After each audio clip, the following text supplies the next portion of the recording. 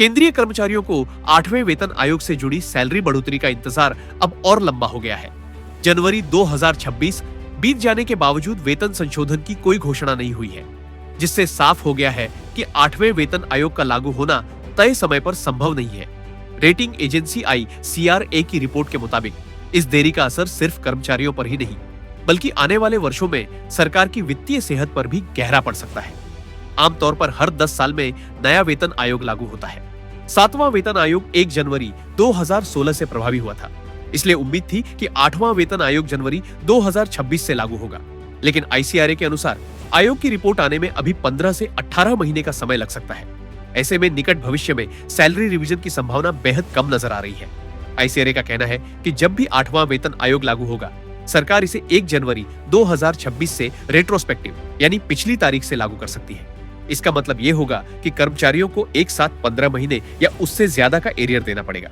इससे एक ही साल में सरकारी खर्च अचानक बढ़ सकता है।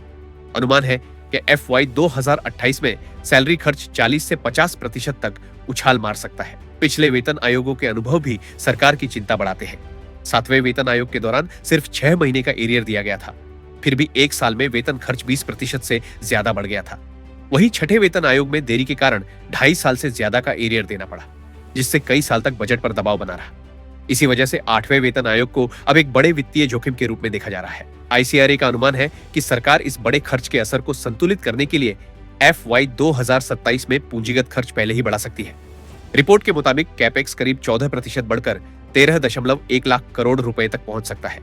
इससे इंफ्रास्ट्रक्चर और विकास योजनाओं को गति मिलेगी और बाद में आने वाले वेतन पेंशन बोझ के लिए कुछ वित्तीय गुंजाइश बनी रहेगी। केंद्रीय कर्मचारियों के लिए ये देरी निराशाजनक जरूर है, लेकिन उम्मीद पूरी तरह खत्म नहीं हुई है।